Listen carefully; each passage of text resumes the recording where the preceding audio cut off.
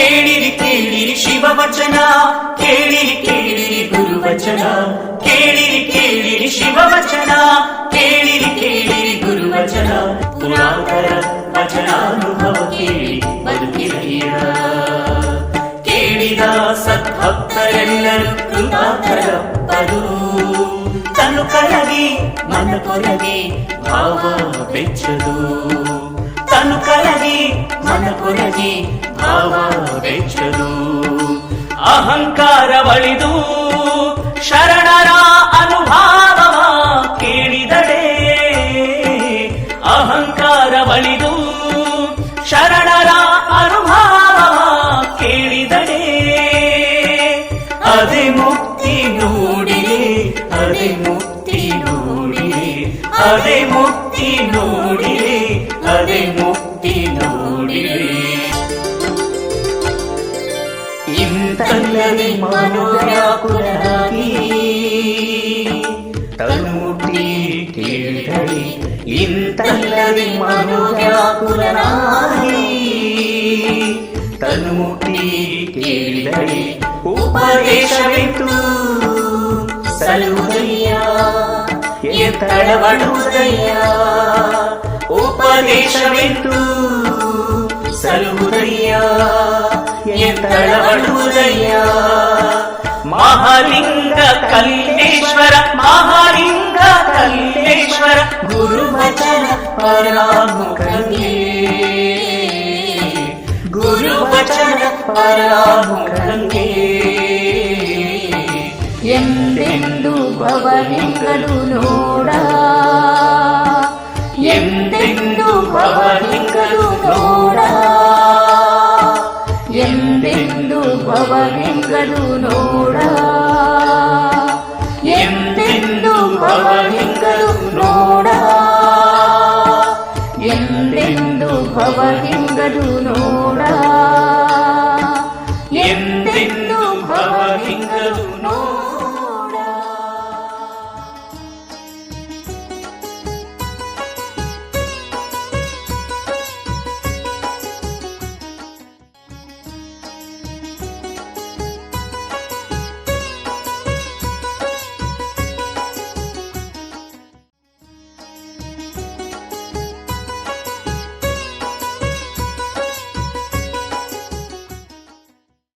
ಜ್ಞಾನದಲ್ಲಿ ಅರಿದಡೆಯನಯ್ಯ, ಕ್ರಿಯನಾಚರಿಸದನ್ನಕ್ಕ. ನೆನೆದ ಮಾತ್ರದಲ್ಲಿ ಅಹುದೇ ಕಾರ್ಯದಲ್ಲಿ ಅಲ್ಲದೆ, ಕುರುಡ ಕಾಣ ಪಥವ ಹೆಳವ ನಡೆಯಲರಿಯ. ಒಂದಿಲ್ಲದಿದ್ದಡೆ ಒಂದಾಗದು, ಜ್ಞಾನವಿಲ್ಲದಿದ್ದ ಕ್ರೀ ಜಡನು, ಕ್ರೀ ಇಲ್ಲದ ಜ್ಞಾನ ವಾಗ್ಜಾಲ ಭ್ರಾಂತು. ಇದು ಕಾರಣ ಸಿದ್ಧ ಸೋಮನಾಥಲಿಂಗವ ಕೂಡುವ ಶರಣಂಗೆ ಎರಡೂ ಬೇಕು. ಜ್ಞಾನ ಮತ್ತು ಕ್ರಿಯೆ ನಾಣ್ಯದ ಎರಡು ಮುಖಗಳಿದ್ದ ಹಾಗೆ. ನಾಣ್ಯ ಚಲಾವಣೆಯಲ್ಲಿರಬೇಕು ಅಂದರೆ ಅದರ ಎರಡೂ ಮುಖಗಳು ಚೆನ್ನಾಗಿರಬೇಕು. ಯಾವುದೋ ಒಂದು ಮುಖ ಸವಿದಿದ್ರೆ ಆ ನಾಣ್ಯ ತನ್ನ ಚಲಾವಣೆಯನ್ನು ಕಳೆದುಕೊಳ್ಳುತ್ತೆ. ಅದರಂತೆ ಮಾನವ ಸದಾ ಕ್ರಿಯಾಶೀಲನಾಗಿ ಸಂತೋಷದಿಂದ ಬಾಳಬೇಕು ಅಂದರೆ ಅವನಲ್ಲಿ ಅರಿವು ಮತ್ತು ಆಚಾರ ಒಂದಾಗಿರಬೇಕು. ನಡೆ ಮತ್ತು ನುಡಿಗಳಲ್ಲಿ ಅಂತರ ಇರಬಾರ್ದು. 12ನೇ ಶತಮಾನದ ಎಲ್ಲ ಶರಣರು ಒತ್ತು ಕೊಟ್ಟಿದ್ದು ನಡೆ ನುಡಿ ಸಿದ್ಧಾಂತಕ್ಕೆ. ಅದನ್ನೇ ಇಲ್ಲಿ ಅಮಿಗೆ ದೇವಯ್ಯನವರು ಜ್ಞಾನ ಮತ್ತು ಕ್ರಿಯೆ ಅಂತ ಹೇಳಿದ್ದಾರೆ. ಲಿಂಗಾಂಗ ಸಮರಸ ಸುಖ ಅನುಭವಿಸ್ಬೇಕು ಅನ್ನುವಂಥ ಶರಣರಿಗೆ ಜ್ಞಾನವೂ ಬೇಕು, ಕ್ರಿಯೆಯೂ ಬೇಕು. ಇದೇ ಅವರ ಅಂತಿಮ ನಿರ್ಣಯ. ಕೆಲವರು ಮಹಾನ್ ಜ್ಞಾನಿಗಳಾಗಿರ್ತಾರೆ. ಅದು ಕೇವಲ ಪುಸ್ತಕದ ಬದನೆಕಾಯಿದ್ದ ಹಾಗೆ. ಅದು ನೋಡಲಿಕ್ಕೆ ಎಷ್ಟೇ ಸೊಗಸಾಗಿದ್ರೂ ತಿನ್ಲಿಕ್ಕೆ ಬರೋದಿಲ್ಲ.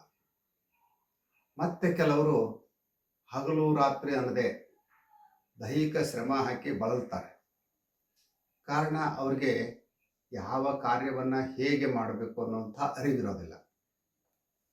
ಹಾಗಾಗಿ ಕೇವಲ ಜ್ಞಾನಿಯಾಗಿ ಏನೇ ಅರಿವುಳ್ಳವರಾದರೂ ಅದು ವ್ಯರ್ಥ. ಅವರ ಜ್ಞಾನ ಸಾರ್ಥಕ ಆಗಬೇಕು ಅಂದರೆ ಅರಿವಿಗೆ ತಕ್ಕ ಕ್ರಿಯೆ ಮುಖ್ಯವಾಗಬೇಕು.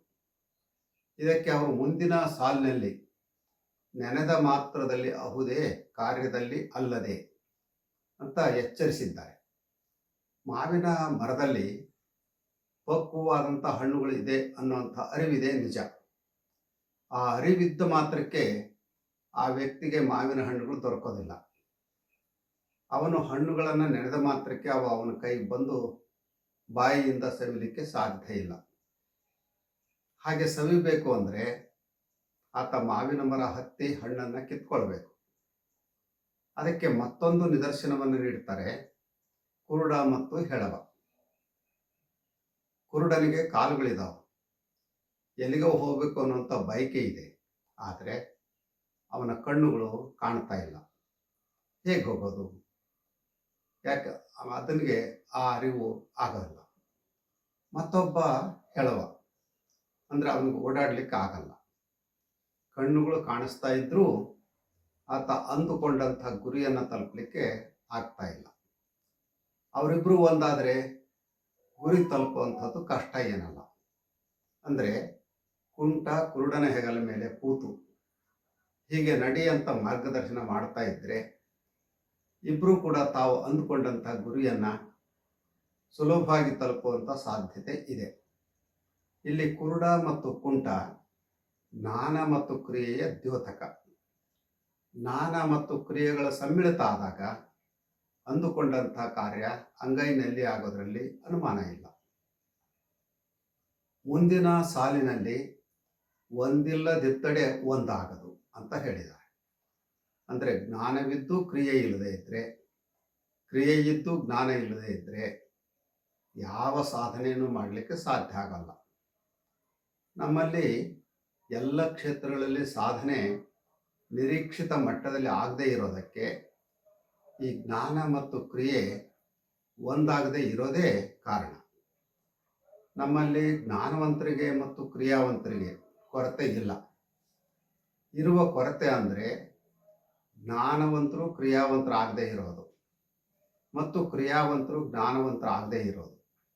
ವ್ಯಕ್ತಿ ಒಂದು ನಿಮಿಷವೂ ಬಿಡುವಿಲ್ಲದಂತೆ ದುಡಿತಾ ಇದ್ದರೂ ಆತ ಆರ್ಥಿಕವಾಗಿ ಮುಂದೆ ಬರಲಿಕ್ಕೆ ಆಗ್ತಾ ಇಲ್ಲ ಅಂತ ಕೆಲವರು ಹೇಳ್ತಾರೆ. ಅಂದರೆ ಅವನಿಗೆ ಹೇಗೆ ದುಡಿಬೇಕು ಅನ್ನುವಂಥ ಅರಿವಿಲ್ಲ. ಅದೇ ಮತ್ತೊಬ್ಬ ಜ್ಞಾನದ ಭಂಡಾರವೇ ಆಗಿದ್ದರೂ ಅವನಿಗೆ ಹೊರತುಂಬ ಅನ್ನ ಇಲ್ಲ. ಕಾರಣ ಅವನು ತನ್ನ ಜ್ಞಾನವನ್ನು ಕ್ರಿಯೆಯಲ್ಲಿ ತೊಡಗಿಸಿಕೊಳ್ಳುವಂಥ ಚಿಂತನೆಯನ್ನೇ ಮಾಡದೇ ಇರೋದು. ಹಾಗಾಗಿ ಕ್ರಿಯೆ ಇಲ್ಲದ ವ್ಯಕ್ತಿ ಜಡ ಅಂತ ಹೇಳಿದ್ದಾರೆ. ಜಡ ಅಂದರೆ ನಿಷ್ಕ್ರಿಯೆ, ಚಲನೆ ಇಲ್ಲದೆ ಇರುವಂಥದ್ದು.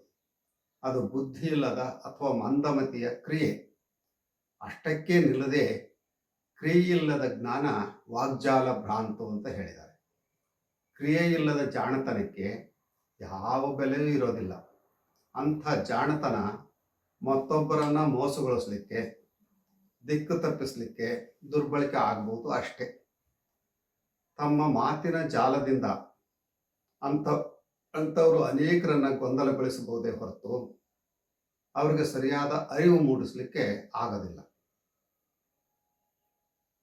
ಭ್ರಾಂತಿ ಅಂದರೆ ಇಲ್ಲದೇ ಇರೋದನ್ನು ಇದೆ ಅಂತ ತಿಳಿಯೋದು. ಉದಾಹರಣೆಗೆ ಕತ್ತಲೆಯಲ್ಲಿ ಹೋಗುವಾಗ ದಾರಿಯಲ್ಲಿ ಒಂದು ಹಗ್ಗ ಬಿದ್ದಿರೋದನ್ನು ಕಂಡು ಹಾವು ಅಂತ ಭ್ರಮಿಸುವ ಸಾಧ್ಯತೆ ಇರುತ್ತೆ. ಅದನ್ನೇ ಭ್ರಾಂತಿ ಅನ್ನೋದು.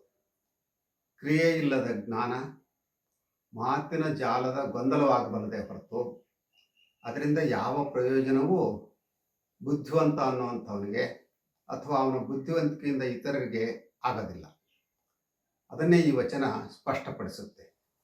ಹಾಗಾಗಿ ದೈವಿ ಸಾಕ್ಷಾತ್ಕಾರ ಪಡೆಯುವಂಥ ವ್ಯಕ್ತಿಗೆ ಜ್ಞಾನ ಮತ್ತು ಕ್ರಿಯೆ ಎರಡೂ ಬೇಕು. ಕೇವಲ ದೈವಿ ಸಾಕ್ಷಾತ್ಕಾರಕ್ಕಷ್ಟೇ ಅಲ್ಲ, ಬದುಕಿನ ಯಾವುದೇ ಬಾಹ್ಯ ಅಥವಾ ಆಂತರಿಕ ಸಾಧನೆಗೂ ಜ್ಞಾನ ಮತ್ತು ಕ್ರಿಯೆಗಳ ಸಂಗಮ ತುಂಬ ಅಗತ್ಯ ಮತ್ತು ಅನಿವಾರ್ಯ. ಜ್ಞಾನ ಮತ್ತು ಕ್ರಿಯೆಯ ಸಮನ್ವಯದ ಮಹತ್ವವನ್ನು ವಚನಕಾರರು ಇಲ್ಲಿ ಮನಗಾಣಿಸಿದ್ದಾರೆ.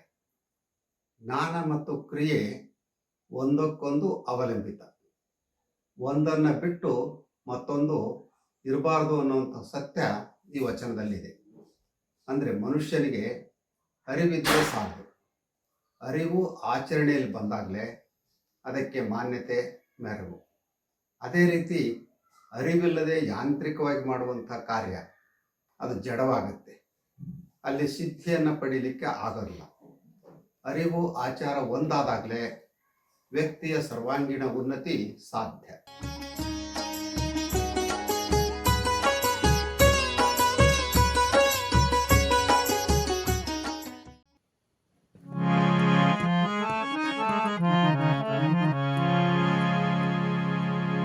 ಜ್ಞಾನದಲ್ಲಿ ಅರಿದಡೇನಯ್ಯ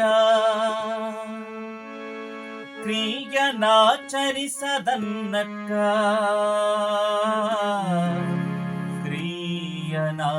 ಕ್ರಿಯನಾಚರಿಸದನ್ನಕ್ಕ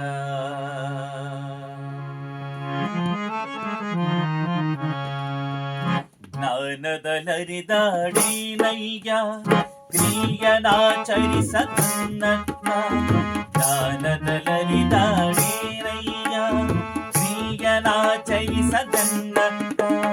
ದಿನದ ಮಾತ್ರದಲ್ಲಿ ಅಗುದೇ ಕಾರ್ಯದಲ್ಲದೆ ನೆನೆದ ಮಾತ್ರದಲ್ಲಿ ಅಗುದೇ ಕಾರ್ಯದಲ್ಲದೆ ಜ್ಞಾನದಲರಿದಡೇನಯ್ಯ ಕ್ರಿಯನಾಚರಿಸದನ್ನಕ್ಕ ಜ್ಞಾನದಲರಿದಡೇನಯ್ಯ ಕ್ರಿಯನಾಚರಿಸದನ್ನಕ್ಕ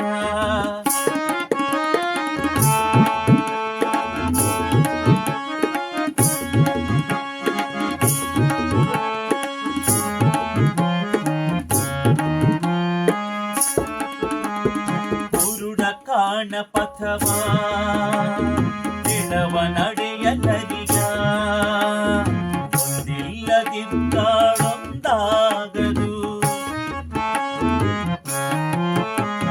ಕುರುಡ ಕಾಣ ಪಥವಾ ಎಡವ ನಡೆಯಲರಿಯ ಒಂದಿಲ್ಲದಿದ್ದಾಳೊಂದಾಗದು ಜ್ಞಾನವಿಲ್ಲದಿದ್ದ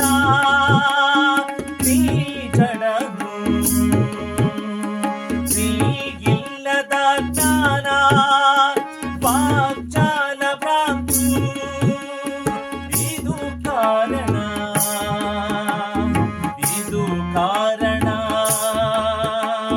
ಸಿದ್ಧ ಸೋಮನಾಥ ಲಿಂಗವ ಕೂಡುವ ಶರಣಂದಿ ಸಿದ್ಧ ಸೋಮನಾಥ ಲಿಂಗುವ ಕೂಡುವ ಶರಣಂದಿ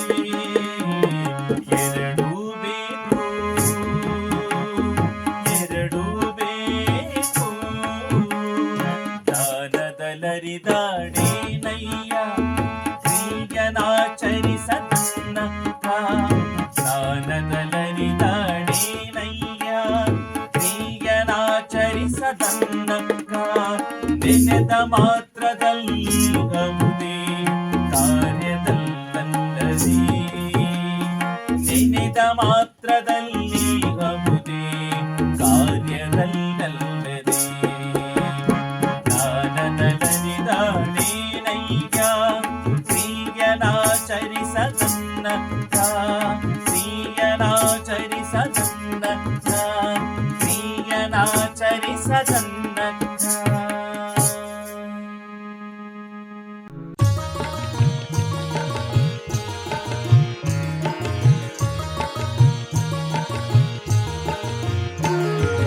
ಕೇಳಬನ್ನಿ ಕೇಳಬನ್ನಿ ವಚನ ಸಂದೇಶ ಕೇಳಬನ್ನಿ ಕೇಳಬನ್ನಿ ವಚನ ಸಂದೇಶ ಬಸವಾದಿ ಶರಣರ ಜೀವನ ಸಂದೇಶ ಬಸವಾದಿ ಶರಣರ ಜೀವನ ಸಂದೇಶ ನಮ್ಮೆಲ್ಲರ ಬದುಕಿಗೆ ಬೆಳಕ ನೀವ ಸಂದೇಶ ನಮ್ಮೆಲ್ಲರ ಬದುಕಿಗೆ ಬೆಳಕ ನೀವ ಸಂದೇಶ ಅನುಭಾವಿಗಳ ಅನುಭಾವದ ಸಂದೇಶ ಅನುಭಾವಿಗಳ ಅನುಭಾವದ ಸಂದೇಶ ಅನುಭಾವಿಗಳ ಅನುಭಾವದ ಸಂದೇಶ ಅನುಭಾವಿಗಳ ಅನುಭಾವದ ಸಂದೇಶ